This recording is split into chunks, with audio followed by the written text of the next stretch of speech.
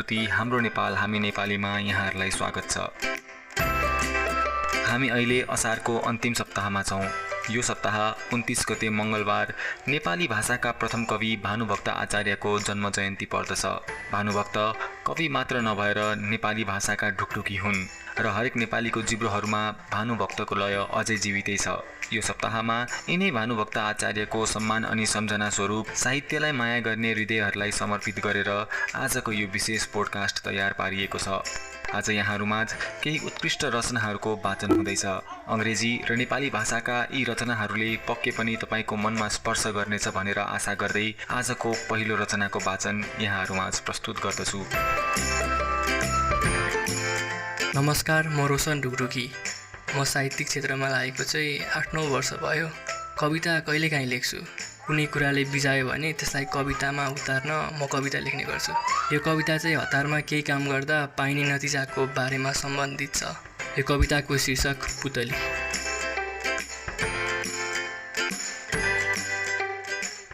निप्दै गरेको मैनबत्तीमा उड्दै आएकी पुतली, ठोकिएर बत्तीसँगै निभेपछि एउटा उज्यालो र दुईवटा सपनाहरू टुटिजान्छन्। भत्किएका भग्नावशेषबाट निस्किएका खोक्रा सपनाहरू उज्यालो खोज्दा खोज्दै जलेका पखेटा जस्तै भइदिन्छन्। बढी पाउने आशामा आफै कम हुनु, मानौ ती खुसीहरू हुन् जो आफूले गर्दा आफैबाट आफै जले। भ्याट्ट भ्याट्ट मात्र गरेर अँध्यारो कोठामा तडपिरहेकी पुतली, अब उठ्न सक्दिन। जिन्दगीको समीकरण मिलाउँदै गर्दा आफू नमज्जाले पतन भएको पत्तै नहुने रहेछ। अघिसम्म अनेकौँ रहर बोकेर हतारिँदै गन्तव्य खोज्दै उडेकी हो, अहिले त्यो अघिलाई नै आफ्नो गन्तव्य बनाउँदैछे। उसलाई त अब बस उड्नु छ।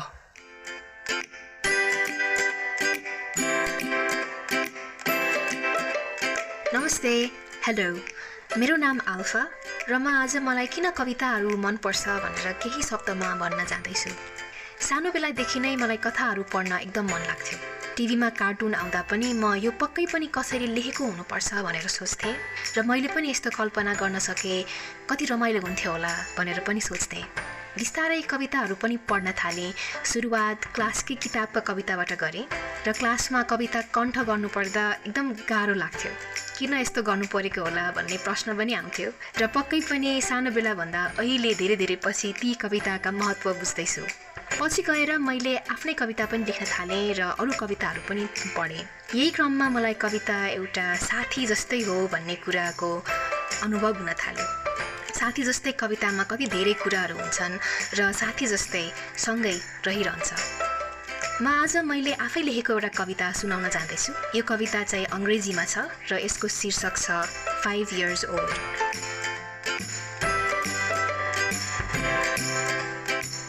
5 years old. What did you think of dreams when you were 5 years old?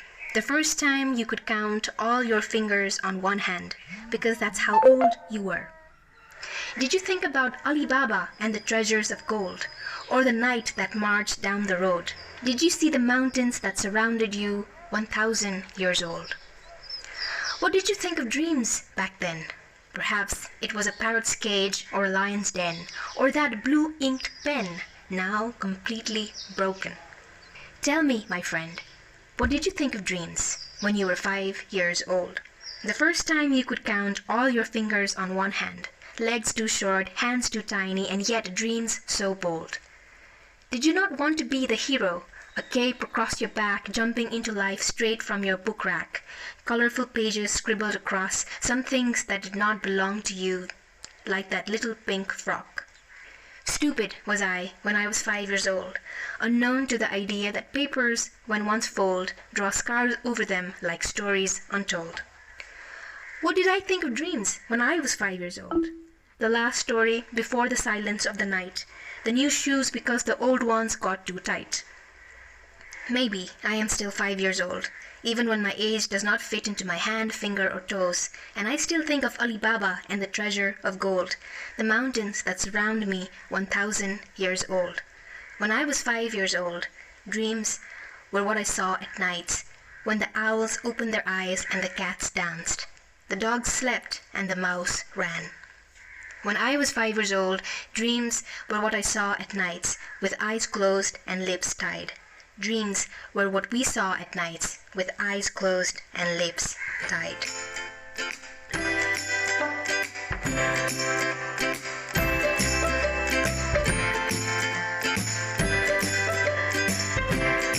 Hello everyone, I am Shivila Jisi. I am currently working as an operations manager and I also love reading, writing and reciting poetry. Poetry for me is not just a hobby, I think it's a part of my life. I think it's a way for me to connect with other people and for me to express myself. So today I am going to recite a poem titled How I Feel Every Time She Succeeds. I was 11, he 21. I jolly, vibrant, and so full of life. He big, smart, and protective. The first time he came home, he brought chocolates. I was super excited. I think he knew how much I loved the taste of sweetness in my mouth. Why else would he bring Kit Kats with every visit to my house? Sometimes he would drop by just to hand me the packet of happiness. Most of the times, it came with a hug. His visit always felt as sweet as the chocolates he came with. I remember one summer afternoon, the sun was shining its brightest, lights peeking through the windows and the sound of his footsteps in the hallway. I squealed with excitement, ran with open arms, and showed my palms in front of him. Like always, he asked for a hug in return for the chocolates. But this time, the hug lasted longer than usual.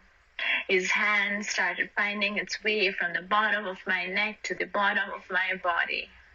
It didn't feel right. He said that's how adults hugged, and I believed. He said it was okay to strip my school uniform in front of him, and I believed. He said I had to check his pants for chocolates, and I believed. He said it was normal to see if my breasts are big enough to wear a bra, and I believed.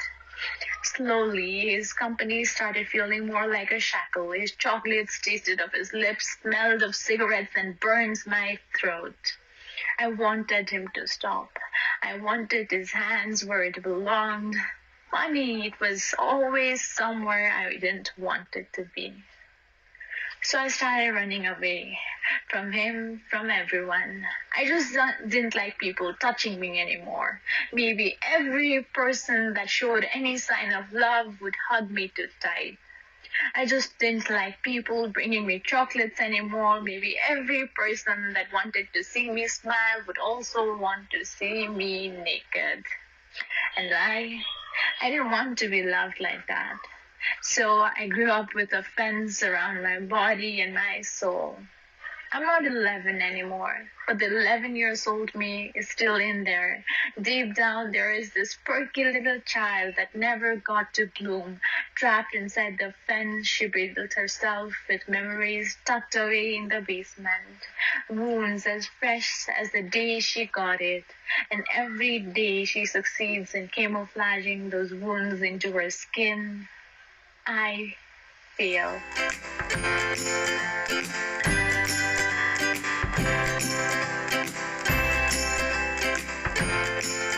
Hi everyone, I am Johnson Shrestha, a daydreamer, a procrastinator, and a wannabe writer. Currently, I work in the marketing field at a bank, and I'm also a freelance content writer.